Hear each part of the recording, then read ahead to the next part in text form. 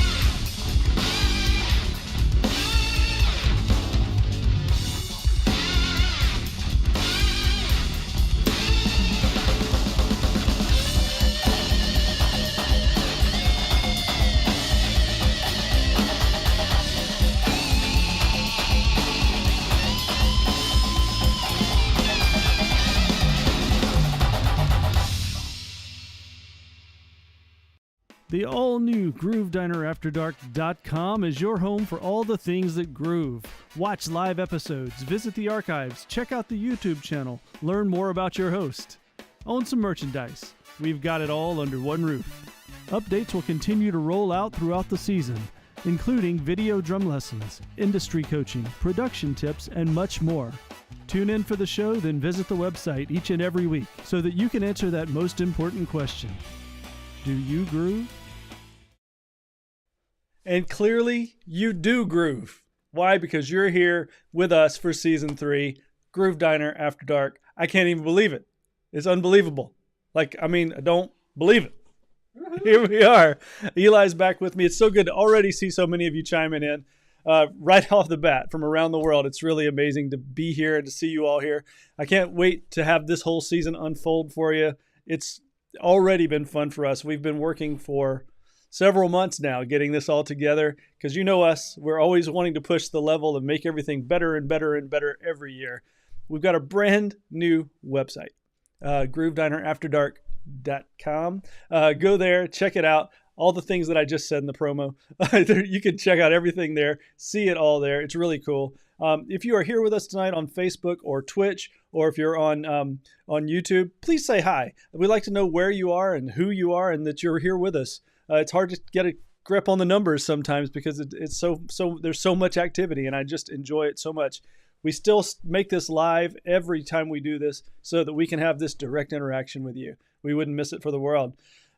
Don't forget, we've also got social media channels, Groove Diner After Dark YouTube, Groove Diner After Dark Facebook, Groove Diner After Dark Instagram, and now I've personally got a TikTok page. Not sure what to make of that.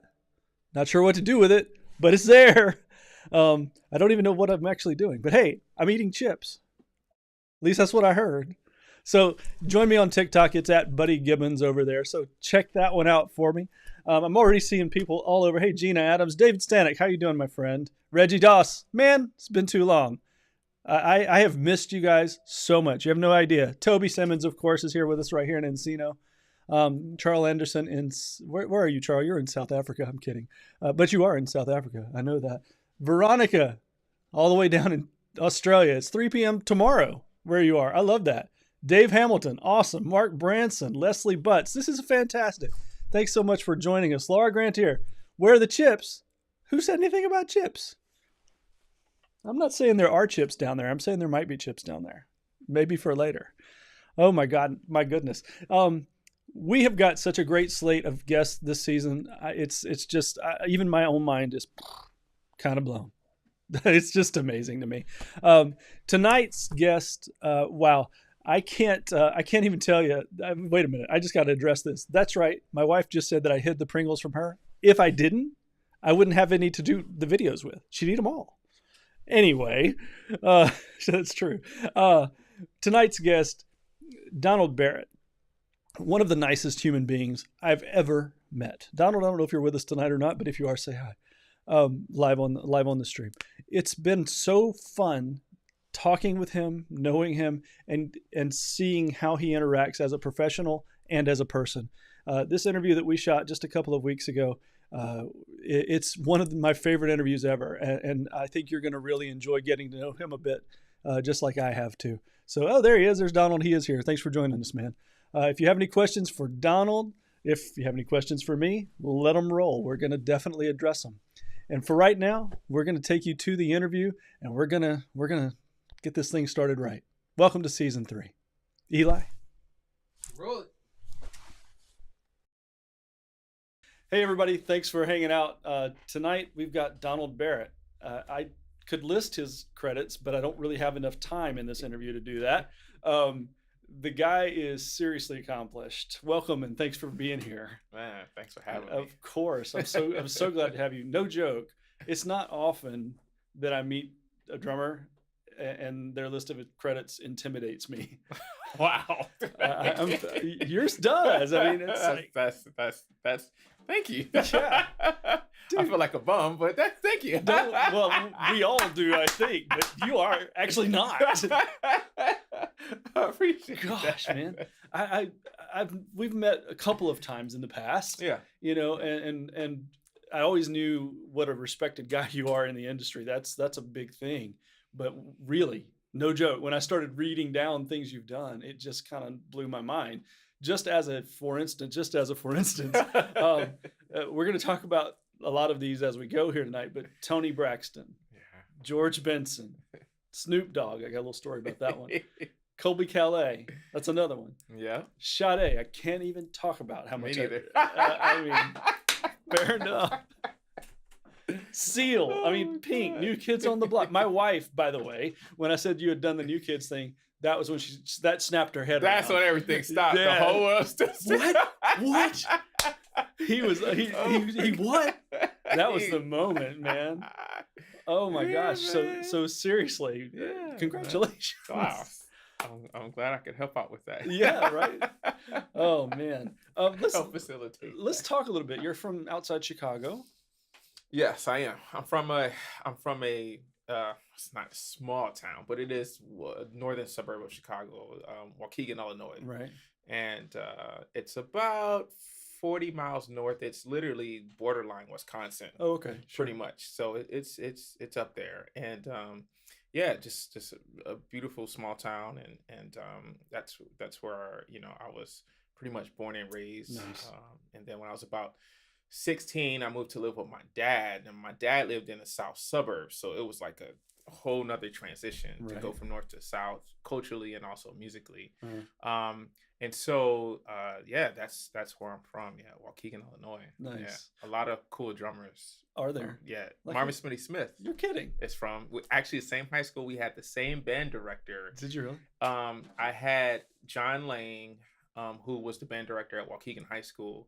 It was basically his last year of his life, Gotcha. and he passed the next year unexpectedly. He was Wow. older, but Right. I tease him about that. Whenever Yeah. we see each other, like, man, we had the same Right. band instructor. But yeah, That's Waukegan. really cool. Yep. I have a Smitty story. Really? I have to tell you, yeah. I had a serious elbow problem about 10 years ago and like thought I might have to retire from playing. Wow. In the midst of it all, I was getting a lot of cortisone injections and such wow. just to survive. And I was at NAM. Mhm. Shaking hands was a real challenge. So going to Wow. NAM, you know what that's like. Yeah, It's everybody. it's shaking. everybody shaking Yeah. hands. Yeah. And I had figured out ways to kind of deal with it. Mm-hmm. And then I walked up and saw Smitty, and he's probably got the strongest hands.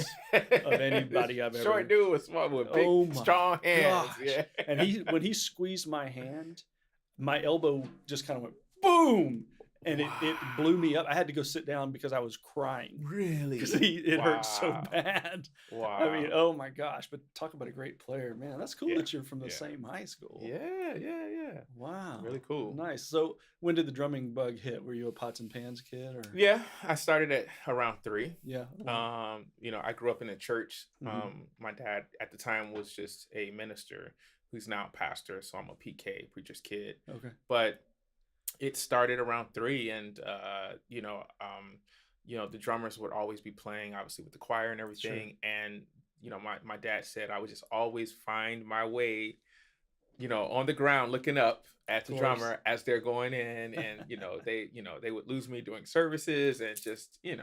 all the shenanigans. But that's when it happened. And then my mom, they have pictures of it. Like, I would come home and I would yank off the white part of the coat hangers, those Oh, older yeah, coat right. Oh, hangers, sure. the Yeah, cardboard yeah, part, yeah. and I would just yank them off, and I would just start beating the couch, and just Nice. to the point where they finally got the church to donate an old kit, which is the Royce kit that I was telling you about, Yeah, the right. red sparkle Royce kit with calfskin Remo Yeah, heads, and Yeah. they got them to donate that to me. I was like 4 by the Nice. time I got that, and boom, off to the race. You couldn't get me away Right. from the drums. So your Yeah. drum set was first for you then. Drum set, yes. So were you ever a rudimental guy? You said you were in a band. It happened a little later, like around 5th grade. Right. I was actually, there was no music classes or band classes in 5th grade, but one day this guy walked into our room, and the teacher was like, "Hey, I want you to meet," I can't remember his name, but he came in and said, "Hey, I'm teaching instruments, and Mhm. anybody who wants to learn an instrument." Of course, I just like raised my hand, Yeah, like, of I course, do. yeah. And then, he was like, "Cool, what do you want to learn?" I was like, "Well, I play drums." Right. He says, "Well, do you know your rudiments?" I was like, "No." He said, "You know how to read?" I said, "No, I haven't gotten any Right. formal training yet." And then so the next You- week we started, you were like and 9 I years walked old, into so- but I walked in, and I thought that there would be this elaborate drum set like Right, this, right. and we would just start learning all the crazy stuff. Right. And I walked in, there was a classroom. I didn't see any instruments. I didn't see anything. And then he walked me over to this table, and there was this slanted old school practice pad. I know the one. Wooden with that plastic top. Yeah. And I was just like, "Yeah, what are we going to do with that?" And he pulled out some sticks, and he said, "We're going to learn our rudiments." There you and go. pull out a Haskell Hard book, Oh, yeah, volume yeah. 1, and Mr. that, and to this day, that those books stick with me. And that was the beginning of that. Like, That's around 5th awesome. grade. I love that. Yeah. That's slanted. So you play traditional grip. Well, I did it backwards. I would start off match and then start to learn traditional. Me too, actually. Yeah, you too. Yeah. I started off match, learned traditional. It was like when I learned traditional, the whole thing just made sense to me. Oh yeah, just the whole world opens Yeah, up. I don't know how to that's weird because usually it's Yeah. the other way around. Yeah. That was strange. A for lot of me. sensibilities in traditional grip. For sure. Yeah. It's fun to me to talk to guys who were drum set specialists from the beginning. because I was I didn't even get my first drum set until I was about 2021. Wow. Yeah. Wow. I didn't understand it at all. Wow. Yes. Now that baffles me, and also makes me feel more like a bum, because it's like, you know, then you're doing all this work and it's just like, wait a minute, I've been playing since I was 3 years old. It's like, you know, you hear about, I just picked up a drumstick at 25 and I just started playing. That wasn't me. No. I mean, I was a rudimental and by 30, I was taking over the world. Right. No, it's all good. No, I'm not. No, that's amazing. Yeah. Right. That's awesome. No, man. I was a rudimental Yeah. geek. I mean, I still am a band geek anyway. Yeah. And Yeah. I just love it. That's why I was kind of curious, you know. Yeah. I listed off some of your credits. I want to talk to you specifically. You currently are with Lady Gaga, Correct. and you guys are doing a Vegas thing Yes. right now, a residency Yes. there. I'm sure it's been well trodden ground talking about your gig with her. A question I want to know, and this is something we talked about. We were at a drummers brunch not so long ago, and we ended up sitting at the same table talking for an hour, I think. For an hour. Yeah. A question that came up that day, and I'm going to ask it differently tonight, is what are some of the unique challenges, let me put it that way, of dealing with demanding superstars? Because she is known to be a demanding superstar with good reason. Yeah. I mean, she knows what she wants. She's going to get it, or you're fired. Yeah. And that makes perfect sense. Yeah. Is there a bigger superstar in the world? It's pretty hard to say, you know. It's hard. So the demands that she is known to put on her musicians. Yeah. I know for sure that she went through a whole pile of them, and then you got the gig and it's like all good. Yeah. Tell me some about how you, not really how you landed the gig, but really how you've kept the gig. Tell me how has that worked for you? How have you dealt with the ins and outs of that? I don't know. I'm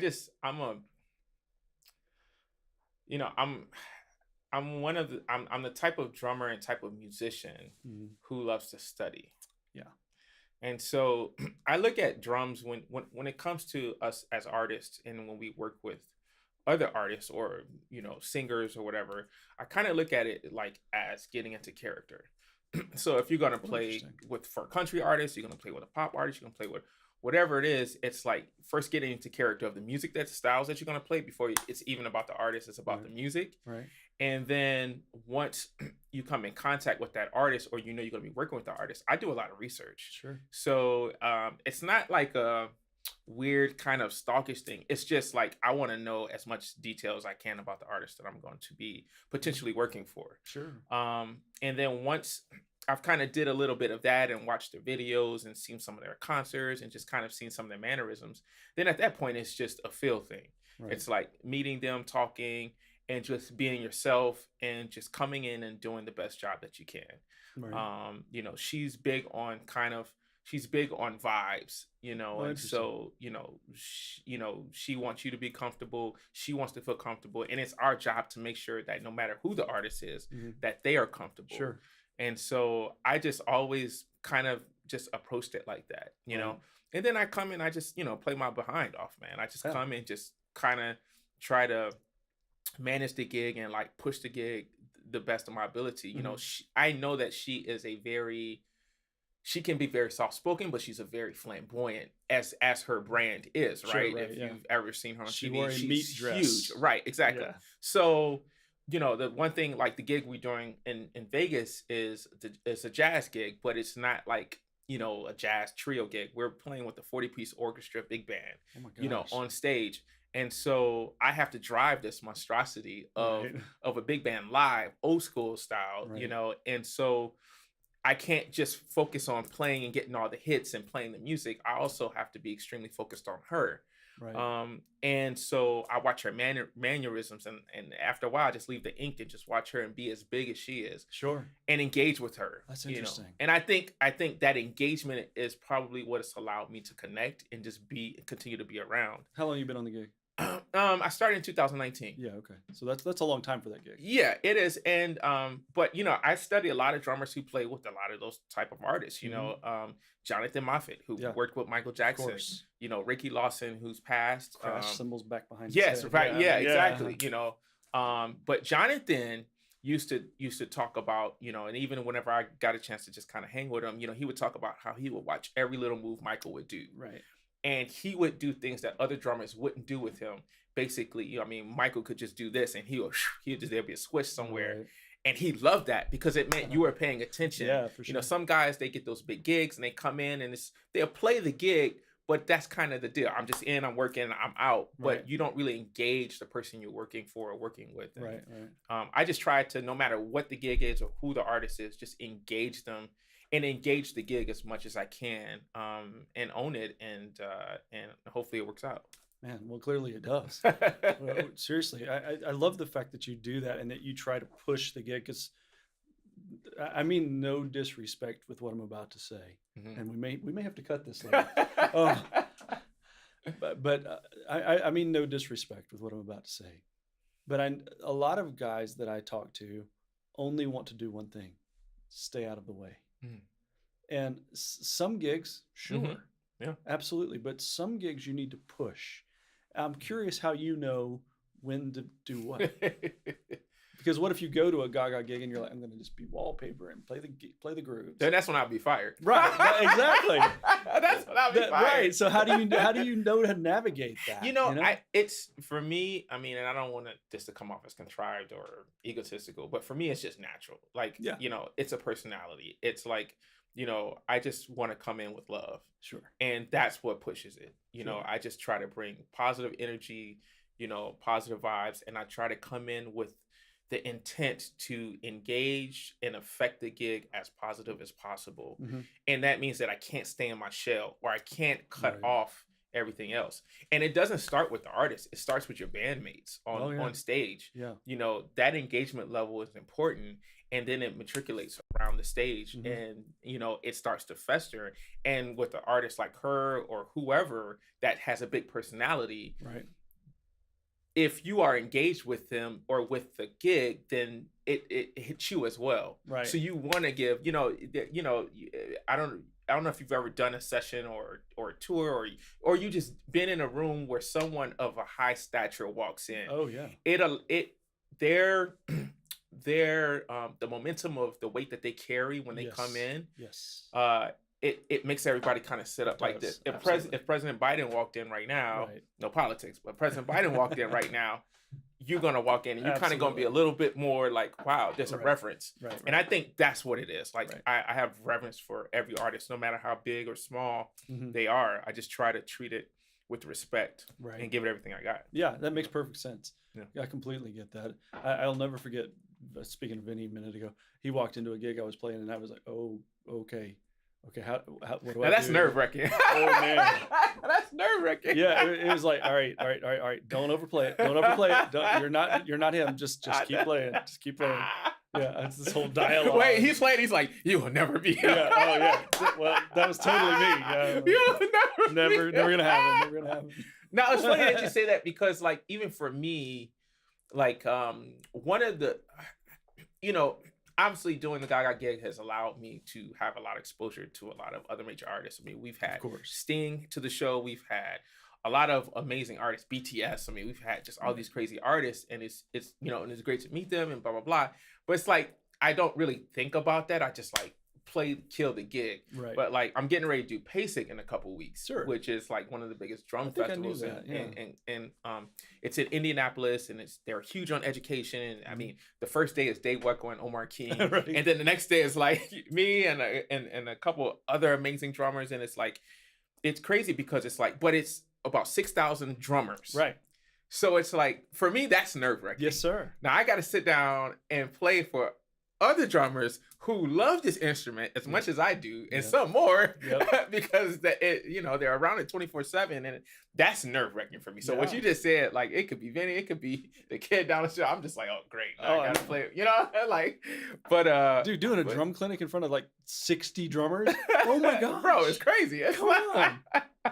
it's like, but even then, you just have to like do this and just like go and then Clear the just, mechanism. yeah, that's Yeah. it, man. But that's cool that you said that. though. That's I love that. Just as a quick sidebar, is the Snoop Dogg thing. What did you do with Snoop? Snoop Dogg. I did a couple things. So the gigs that I worked with him were through Greg Fillinganes, Oh, yeah, sure. who I've come to work with. Yes, Yeah. amazing pianist, Yeah. composer, music director for Michael Jackson for years. Right. He's part of the Quincy Jones camp Right, right. that I grew up loving. Mhm. We Are the World and all of those. So when I finally got a chance to work with Greg, it was just like it was like the whole world Wow, stopped. It was amazing. like Yeah, your right. wife and like new kids Right, on the block. right, It was like this is it. This is Greg Fillinganes. yeah, This yeah. is like this is like all those records. And so That was Abe Laboriel Sr. for me.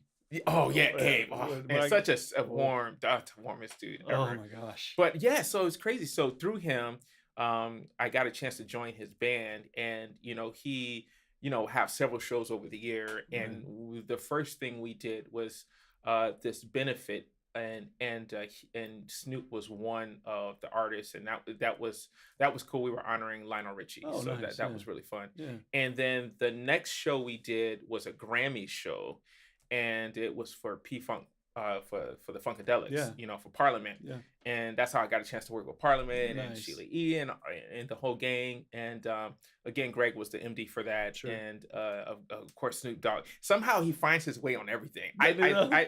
I mean, it's crazy. I mean, I just did, what's that, last year? I did this TV show. It's called Live in Front of a Studio Audience. And I was in a house band. This wasn't Greg. This was a guy named Che Alara. He was a music director, but it's basically Norman Lear, the guy who created Yeah. All in the Family. Right, right. So Like they the whole recreated- 70s. Yes, the whole 70s. Yeah, all the your TV whole, on- like yeah. if you're alive then, or Right. if you love those Then shows, you know like Norman Lear. that yeah. exactly. And so every year they take about 2 of his shows and they do them live in front of studio audience. Right. So of course we're getting ready. We're sound checking, like playing the Facts of Life and like Different Strokes, and those were the 2 shows that they Right. were filming that year. And of course I'm playing, and then who walks in? I smell the scent, and I'm just like I'm like this is Snoop again. You smelled He him comes before you in with his saw him? entourage. That's and, so funny. and he was on the show, and so it's cool. I mean, that's the thing about this town, and Yeah. you just never know who you're gonna end up working with. And running Yeah, into. I ended up playing with Coolio a few times. You see what I'm saying? and Snoop showed up. It And I'm showed like, up. What? You see, he's like the Godfather. Yeah, totally He was just that. he might show up. He probably is coming in now, yeah. You gotta wait and see if you smell. I do have something new first. neighbors. I know, right? Groove Diner After Dark, the store. Get your official Groove Diner merchandise by visiting our new store at groovedinerafterdark.com. Coffee mugs, long sleeve shirts, t-shirts, pint glasses, stickers. Now you can show your support of Groove Diner After Dark from head to toe. Simply visit our website or click the link in this video description and get your gear today. Thank you for your support.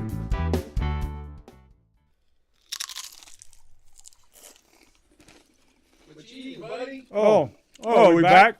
Yeah, we're back. Oh, yeah, Pringles. Barbecue ones. These are really good. Oh my God. I need to eat faster. Wow. I can't swallow. God, that's so funny. That's so good.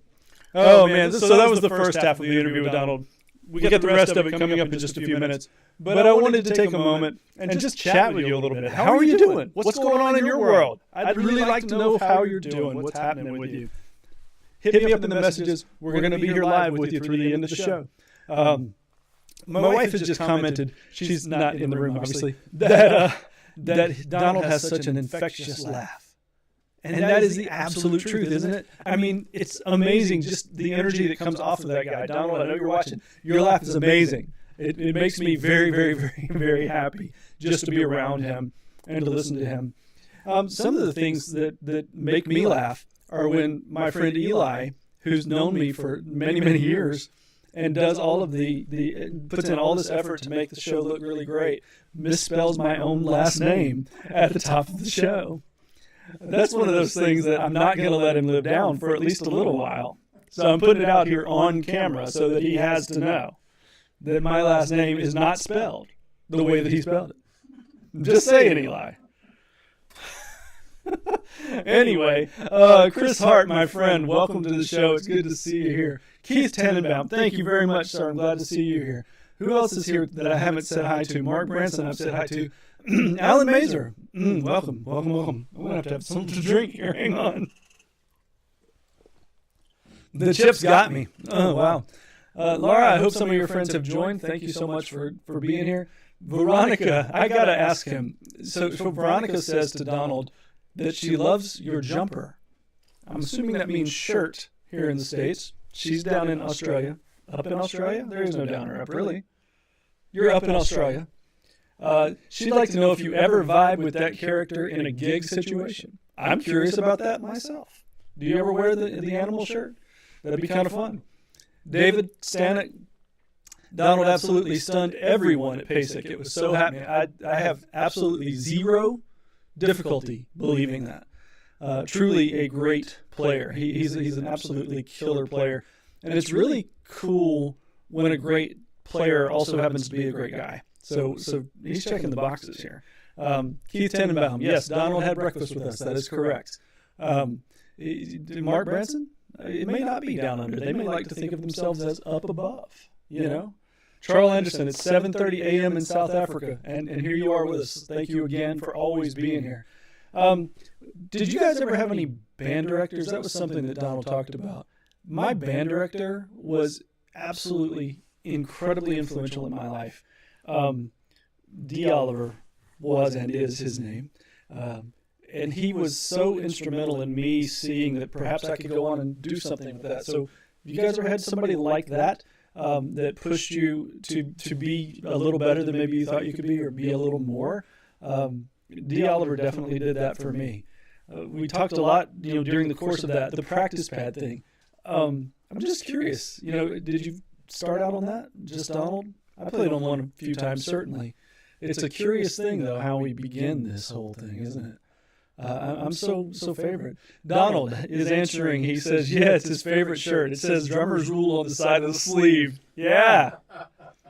I like that shirt. I need to get one of those, but not yellow. I can't pull off yellow.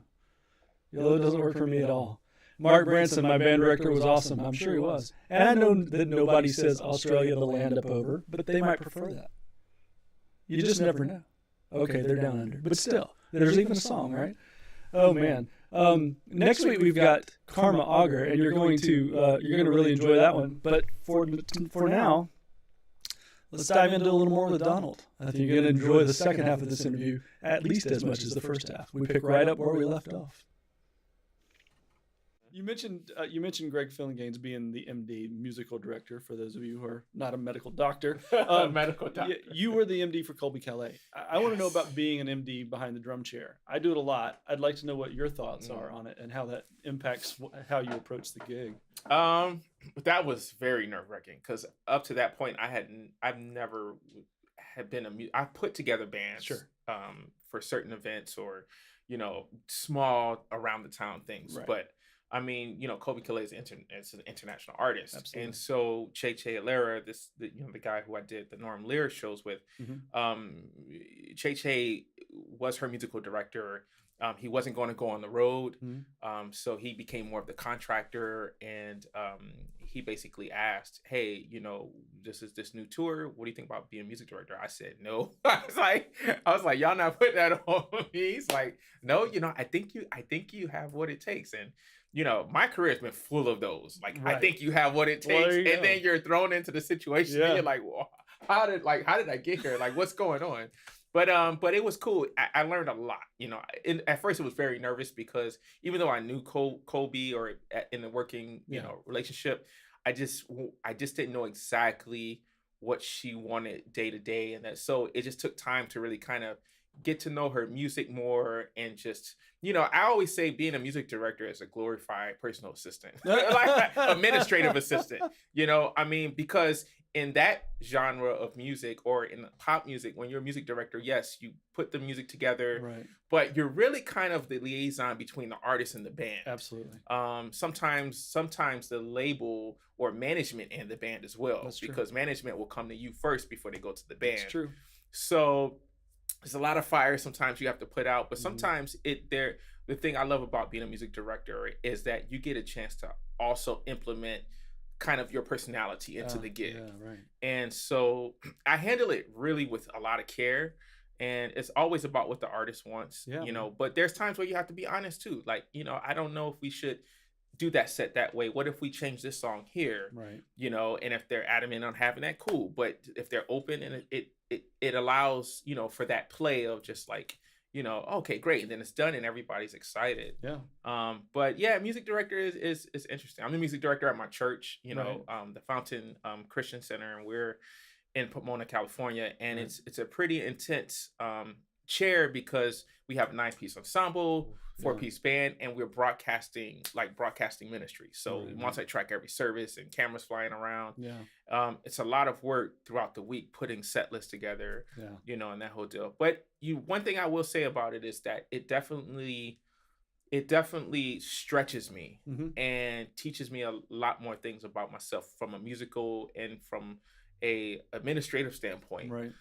that allows that to carry on to other things that I may do as well Sure. in the industry. When I was in Nashville, I lived there for about 8 years.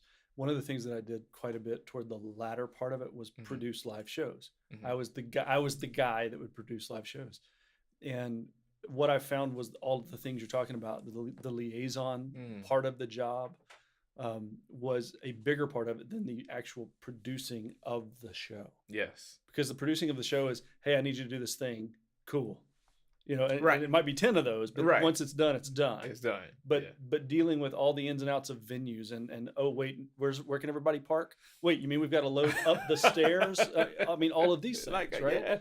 And I think people miss that sometimes, that Yeah. it can be about that. I've always said that drummers are great musical directors because we're in the center of the stage Mm. and nothing gets by us. We know Mm. everything that's going on stage. You're the heartbeat. Absolutely. Yeah. And I mean, if a guitar player hits a wrong chord, I'm like, oh, I heard that. You heard that. You know? Yeah. Yeah. Things like that. If I hit a wrong drum thing, people don't really know Yeah. usually. Oh, there's ways to hide. There's for sure. That's for sure. Yeah, man. Um, Awesome. you ever have a moment on stage that you might have been embarrassed about? Oh, tell me a good story about moments something. on stage.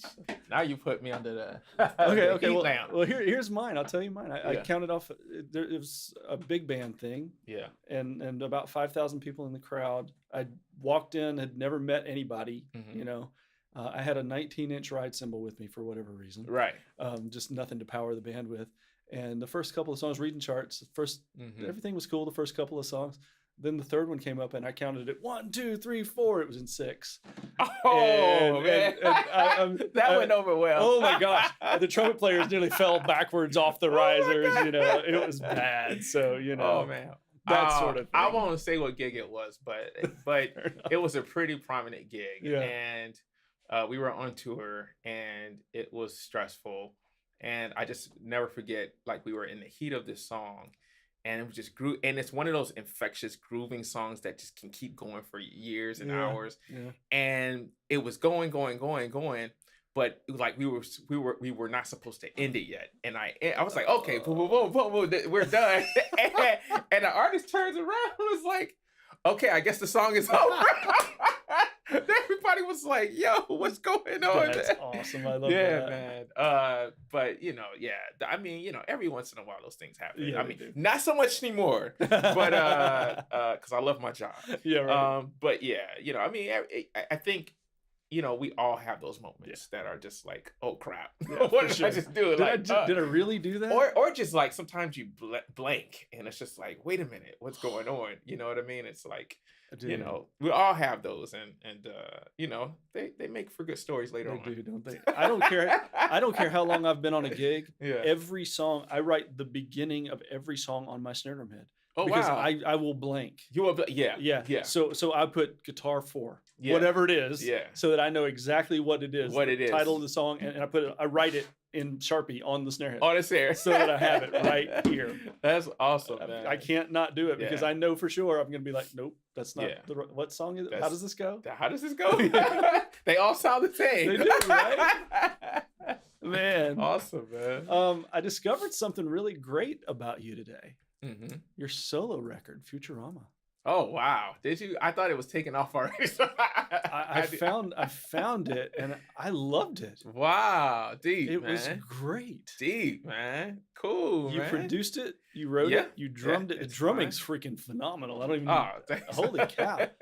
What happened with it? Where is it? Well, I had it taken down. I am going to re-release it. Okay. I think it was just one of those things where yeah, I was at this point of my life, yeah, not too long ago actually, where I just wanted to start putting out my own music. I hear a lot of music in my head, and Right. I only play piano enough to hammer out melodies. But I'm not a singer. I don't play guitar. I don't do all of that. So I had a friend of mine who I was working with quite extensively at the time, and I was just like, Right. I got all this music in my head, and Right. so he's like, man, well, just sing it into your memo, to your voice Right. memo, Yeah. and then let's see if we can, figure it out. Yeah. And at that point, I had a lot of time during the time, so I just did that. I probably have about 7 or 8 tunes right Sure. now that I have not recorded Sure. and that are like that. But yeah, that was like a labor of love, and I brought in some good friends to help me, Mhm. record The sax player was Futurama. phenomenal. I have another song called "Moving Forward Without Moving Backwards," and as it's funny you bring up those songs because you know. Right before I took them down, which I'm kind of glad I didn't take them down at this point. Um, this film music supervisor hit me up Right. and was like, "Hey, someone just told me about you." Then I did some research, and then I just heard Futurama and moving forward, I'm moving backward. I was like, "Oh my god! Like, I got to get you on this film and Mhm. get you to work on the music." And I was like, "Yeah, I think you can call John Williams." So I don't think and again, it was one of those moments of no, I think you have what it takes to do Right. this. It was just like, And what was the film? the film is called Frank and Ava. It's not out now on I Amazon actually know Prime. that. I know that So song. Frank and That Ava movie. is a story about Frank Sinatra, Ava Right. Gardner. It's Right. their tumultuous love story. Right. It was a movie that I worked on for about 2 or 3 years, and I probably co-wrote about 5 or 6 of the original No kidding. pieces of music, and I worked really hard with everybody in the camp. Just to kind of help bring the film, the Yeah. music, alive in the film. And the lady who actually brought me on the film passed while we were Wow. working on the film. And Rico Simonini, who actually plays Frank Sinatra Mhm. in the film, and was the executive producer. It was funny because he's an Italian guy from New York, Of course right? it is. Yeah. And of course, you're dealing with a movie like Frank Sinatra. Right. It's very touchy, and nobody really would touch a Frank Sinatra film Right. in Cali. I don't know if that's by order or by or what. But when she passed, Elaine Macaluso was her name. God rest her soul. He called me and said, "Hey, listen, we have the funeral. We know Elaine is gone, but Mhm. I still need to finish this film, and I still need to finish the music for this Mhm. film. So I need you to. I think you would be awesome as composer and film supervisor." And I was just like, "No." He's like, "No, just come meet with me." So I went and I met with him for lunch at this really cool place in Hollywood, and nobody was in there. No, actually, yeah, there was a couple people in there at another table, and I walked in. And I was like, man, he's not here yet. And I was sitting in a corner, and then these like wise guys type dudes start walking in. Like, no, I am not joking. This really cast of happened. The Sopranos or something? Yeah, like I'm just like, I've seen some of these guys somewhere before. And they walk in and they have this long table set up. And they sit down there and they start doing the whole good old boy thing, like Right. talking about like New York and the Bronx and all this stuff. And I'm just like, okay, where's Rico? Because I'm like, man, is there like a FBI car out there? So, because I'm like, this feels weird. And then Rico walks in and they're like, Rico. So I'm like, of course, Rico would invite me to some mobster type thing, right? So they all like, hey, Rico, blah, blah. And then Rico's like, hey, this is my friend Donald. Donald, come over here to the table. He introduced me to everybody. Nice. He starts naming everybody. And these characters were in The Godfather, were in all Right. these are like his friends. So Rico Simonini, to make this long story short, is one of the top heart cardiologists in the world. Okay. Like he sits on the board of Cedars-Sinai, Right. but he doubles as an actor. Right. Okay. So he's been in tons of film and so Frank and Ava is his baby. Right. And so he sat me down at this table. Hey guys, this is my friend Donald. He's an amazing young drummer. He plays for a lot of artists. He's gonna take over the music for the film. And everybody's like, yeah, because some of these people were in the movie, Right. Right. So one guy turns over to me. He's like, oh, so you're gonna do the music, right? I was like, yeah, I'm gonna do the music. He says, great. He's like, man, I know you're gonna do a great job. I was like, yeah. He was like, great, because if not, you'll be sleeping with the fishes. I was like, what? I was like, and he started laughing, and Rico started laughing, and then the rest is history. And then we got the movie. He got the movie made, and it's out on Amazon Prime now. But Frank and Ava. So yeah, so that was a lot. And I got a chance to get a lot of friends on that film. Right. And that's one thing I love about like this town, and when you get to do projects, and when you are a music director, and you have places of somewhat power, is that you can bring friends along. That's right. Who like, man, this would be great exposure for you. And so whenever I watch the movie now, it's like I see friends on the set, and I'm just like, oh man, this is so cool. Nice, man. That's awesome. Speaking of all things movie, you've been a drum consultant on quite a few films. Explain that to the viewers, what that is, because I'm assuming that say I don't know, pick a movie, that thing you do, that features drums, that you're teaching the actor how to. Yeah. Well, that thing you do is kind of interesting, because that thing you do is like, first of all, it's one of my favorite movies. Oh, yeah. Tom Hanks is like one of my favorite actors. Yeah. And actually, all those drummers who played on that film soundtrack were all like amazing drummers. Billy Ward, I think. Billy Ward, and there was a few others who were just like crushed that. You know. But basically what I did for like Coming to America, the sequel that just came out about a year ago, I worked on the score with Jermaine Stigall, who is the composer of the film. Right, I know Jermaine actually. Oh, do you? Yeah. We were both voting members on a particular awards committee. Yeah. So Jermaine, me and Jermaine, we went to college together. No kidding. And so we have a long history together. Nice. And so basically, he called me as soon as he got the movie. He was like. He's like, man, I'm doing this movie. I can't tell anybody, so I gotta tell you. So he told me it was like the new Coming to America. And if you don't know about Coming to America, the first movie, the Eddie Murphy movie, is like a cultural phenomenon. Absolutely. Movie. Like it's really, especially in the Black culture, it's one of those cult films. Like it's just, first of all, it's just hilarious, and it's great for everybody. Ridiculous, but it's ridiculously funny. Yeah. So the fact that they were going to mess with a second one had everybody nervous. Yeah. And so the first thing he said was like, I want you on there. So I was like, whatever. I mean, they were a year away from doing anything. Right. So basically we spent an hour at that moment talking about drums, all things drums, African drums, the history of drums. Yeah. I share with him what I learned about, African drums and talking drums and what drums originally were used for in Africa. And throughout his time of just putting everything together, he would just call me and say, hey, do you know about this drum? Do you know about that drum? And then we'll get online and we'll research and talk. And that's basically what that was like. That's cool. And he would just like, man, if you got any other cool ideas about different drums. And he had a percussion player that was going to obviously be on the score or whatever. But then when it came to all the drum set stuff, he's like, come on, man, let's like get in there and do it. And so that's pretty much it. And then Dreamgirls, I worked on Dreamgirls, which was a lot of fun. But they asked me to be in the movie and actually work on a score, but I was on tour at the time. Right. So I couldn't do it. But what I did was I was at all the rehearsals. That movie is a heavy musical. Yeah, for sure. So, their dancers needed bands to be there live. So I would come in and then I would just make up new parts and stuff like that. And they would write them in and it became part of the movie, That's cool. the film. Yeah. And so, thank you, Special Payments. AFMM, Special Payments. Thank you. No kidding, right? But yeah, so it's fun. That's nice. I like that. Yeah. So this is Blast Beats with Donald. We ready for this? I'm not. I know, right? How good are you at ping pong? Really good. Are you? Yeah. Like, are you an upside down paddle kind of guy? My dad was an avid ping pong player. Really? We had one in our house. I love that. Yeah. So That's I love fantastic. ping pong. In your real life, are you organized or are you a mess? Both. Define that. I'm a domesticated husband and father. But things are all over the place. Okay, fair enough. This will be an interesting one based on the story you just told. Shawshank or Godfather? Godfather. Okay, I figured as much. Yeah, I knew that was going to be that one. Would you rather be at a beach resort or a mountain retreat? Beach resort. Yeah, me too. Yeah. There's just something there. Right? Yeah, something about the water. I love the water. Do you wear socks with sandals? No, never. Okay, thank God. Okay. Yeah. Who was your first celebrity crush, other than Tom Hanks, of course? Other than Tom Hanks? Oh my God. Celebrity crush. Oh man. Man, celebrity crush probably when I was a kid, like Megan Good.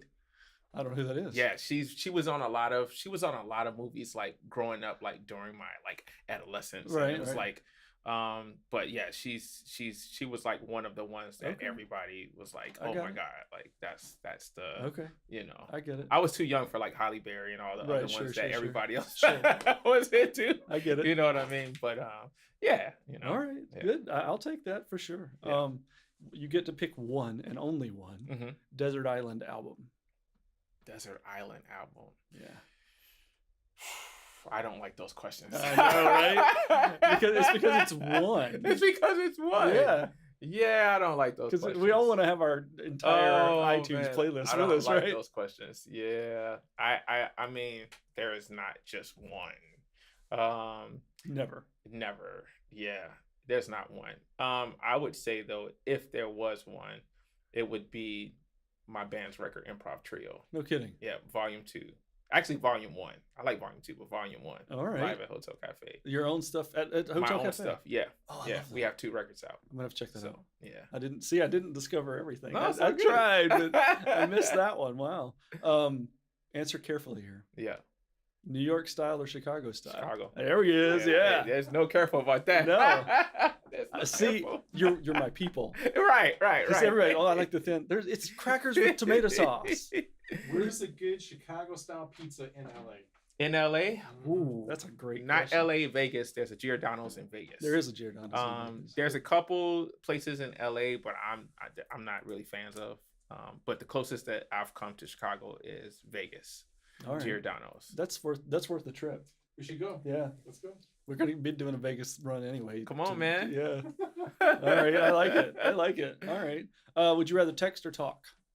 I would rather text. Okay. Do you ever go fishing? Haven't been in a long time since I was a kid. You like it though? Yeah, not really. Not really. Nah. Would you rather be hot or cold? Ooh, I'd rather be hot. Yeah, Yeah, me too. yeah. It just hurts. I've just lived in the cold all my life, and yeah. yeah, that's why I'm here. Right. The number of people who I know that actually moved to LA because of the weather stuns me. Eli did, right? Yeah. I mean, it just amazes me. I'm downwind from you, straight from Detroit. Yeah. Oh, Detroit. Right, Yeah, right, man. that's It's right. cold there. That's a different type of cold. No kidding. Ooh. Man, hip hop or rock? Hip hop. Okay. Double pedal or double bass drums? Double bass drums. Oh, interesting. I use a double bass drum for Gaga. So, Do you? Okay. Yeah. but it's not. It's not like your typical double bass drum use. Matter of fact, somebody hammered me on social media. It was like, "What is a big band player doing?" So I was like, "Have you ever seen Buddy Rich?" Louis Like Bellson? I mean, come Louis on. Bellson. No, I have. I love like the remote, Okay, yeah, kind right. of vibe there. The old yeah, Wacko like a thing. 20-inch Yeah, over right. here, 22 here. And, Yeah. yeah. That kit over to your right is that very thing. That Oh, yeah, that's a it's- hang. That's exactly what it is. That's a hang. Cats or dogs? Dogs. Yeah. Okay. And you got how many kids? 3. Yeah, they need a dog. Yeah, I think me and my wife we have our hands full. I think we have 3 pets as well, right? Nice. What are the ages of your kids? 4, 5, and 13. Oh my gosh. And they all have musical names because my wife's name is musical. So her name is Melody. Okay. And then my youngest daughter, her name is Symphony. Nice. My middle one, who's 5, my boy, his name is Cadence. Yeah. And then my 13 is Harmony. Ah, that's so good. Our house sounds like an orchestra sometimes. Doesn't it? That's not tuned, but it's And then you're Donald. and I'm the conductor. That's Okay, what I we'll call- go with that. Okay, I'm I the, like it. I'm the orchestrator. I love it. I love it. That's fantastic. The final blast beat question is, why is Grease the greatest movie of all time? Is it Yeah. really? Yes. Says who? Says me. I think The Wiz is the greatest. Oh, it's a movie good of all one. time. It's a good one. I think the music that I always judge movies a lot by the music. Well, of course. So Quincy Jones kind of That ease on down the road is that's worth the price of admission, man. Yeah, Come on. I man. know. I mean, Harvey Mason and Abraham. Who else was on? Yeah, Abraham Laborio Sr. Yeah, right. Yeah, no, it was crazy. It was amazing. Absolutely. But Grease is a great movie, though. It is. Grease is a great Yeah. movie. Anything going on in your world you want to talk about specifically? You got some upcoming stuff, something personal, something maybe people. There's always stuff going on. Maybe you I like mean, to crochet and you want to talk. Yeah, about it. I love being a stay-at-home dad. Do you? Like, I like it when it's like I don't have to go on the road. I can stay home and just do. Yeah. But no, I've got projects out out now. Lyle course. Workman's record yeah. just came out, Yeah, so that's littered with every drum hero that I could think of Right. on there. yeah. and I don't know how I got on there, but I've heard your track on that. I'm on there. I heard your track on it. I'm like, yeah, okay, that's why he's there. I mean, Yeah, you sound man. fantastic. on Thank that. you, Come on. man. We did a cool special that's on CBS Plus and CBS for streaming. One Last Time with Tony Bennett and Lady Gaga. Okay. That was a special that aired last November for Right. Thanksgiving. Right. That was Tony Bennett's last show. Was it? So to be a part of the last show that Yeah. he would ever sing Yeah. was, and I always wanted to play with Frank Sinatra, so that was the closest that I would ever come. Yeah, it's incredibly close. So that's cool. I'm getting ready to do PASIC. That's a big deal. Mm-hmm. Nervous. Mm-hmm. Today it really hit me. I was like, I was Yeah. sending my cymbals to get shipped out, and I was like, oh my God, like I'm about to get judged by all these drummers. Yeah, right. Mount Rushmore has 4 presidents on it. Don't ask me who they are. Here it is. Yo, No, we're not gonna. but here's your question. Here's your question. What Teddy is Roosevelt. what is your Mount Rushmore? Obama. Not them. What's your Mount Rushmore of drummers? And so we all have 30. I'm gonna do it kind of by generation Sure. versus because there's too many. I mean, there's too many drummers. Yeah. So I think I would have to start with the first one that I really learned a lot from, and that was Sonny Payne. Oh, nice. and Yeah. it's Sonny Payne and Kenny Clark were the drummers with Mhm. Basie. Yep. That kind of got my big band thing going.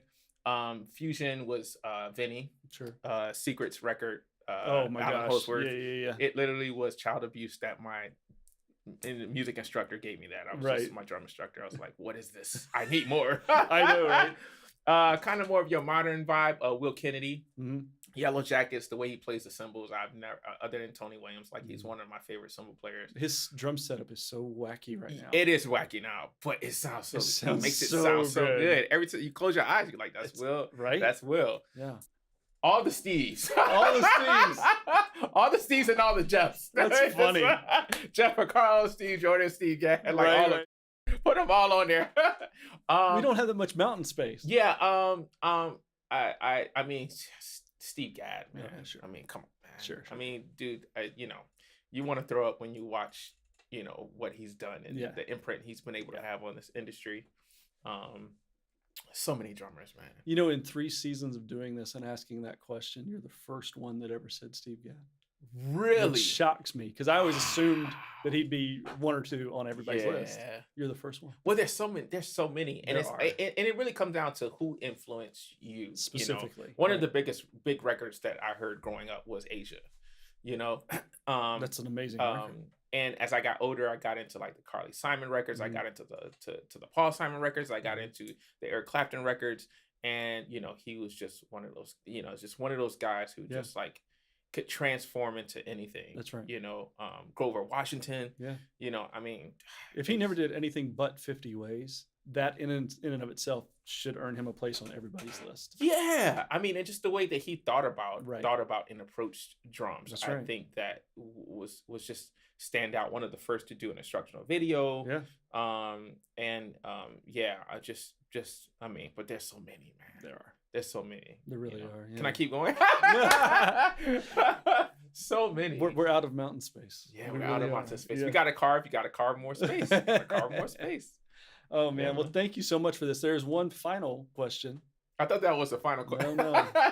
Wait, my agent is outside. Is that the last one? No. This is the final question of the night, and it is literally the most important question because we might not be able to be friends after this. Correct. Okay, so answer carefully. Great. Okay, what is your favorite Rick Springfield song?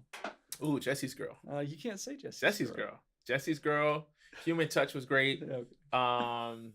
But Jesse's Girl. Well, first of all, like, Don't Talk to Strangers. So good. I'm an 80s kid. Yeah, right. Like, I grew up 80s, all things Yeah, 80s, yeah. all music 80s. He was a part of that Absolutely. childhood. Part of the culture. A part of the culture in movies and Yeah. everything, you Yeah. know. So yeah, no, it's great. Okay, cool. Yeah. We'll be okay. Come on, man.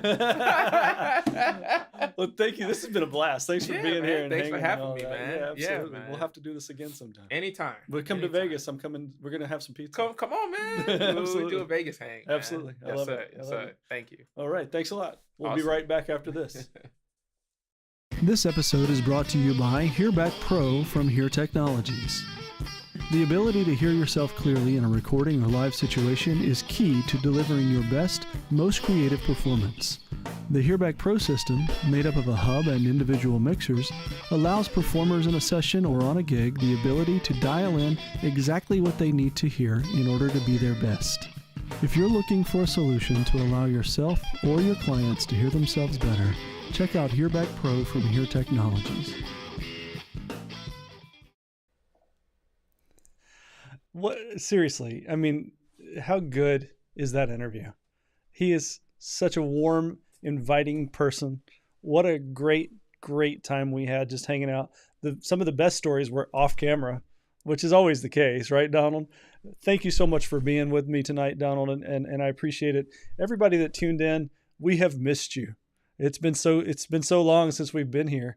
There were so many things that Donald said in that second part of the interview. There was one takeaway there was one thing I came away from this with. I am stumbling all over myself. One thing impacted me. How about that? One person's belief is all it took for Donald to believe in himself. One person's belief is all it took for him to expand his reach, to look beyond what he thought his capabilities were. That means so much to so many people. And so few people are willing to give that. So if you have a moment, one time, where you can make a difference in somebody's life, just like those people did in Donald's, like so many have in my own, take that moment and make it yours. Next week, Karma Auger was going to be here, and we also had a great time. Karma is from Brian Auger's Express. If you don't know who Brian Auger is, check it out. Google him. It's worth watching and worth learning about who Brian is. Karma's interview is an absolute blast. We will see you again next week. Don't forget to join us on the different social media platforms at Groove Diner After Dark on all of them, or the TikTok, my new personal one, at Buddy Gibbons. And maybe I'll figure out what to do other than eat Pringles. I guess we'll figure that out. Until then, thank you to everyone who made this possible. This has been an incredible journey for us. Eli is over there waving, saying thank you to everybody and giving his salutes as well. So thank you, and we will see you again next Monday night, 9 p.m. Yeah, that's it. We'll see you next Monday night, 9 p.m.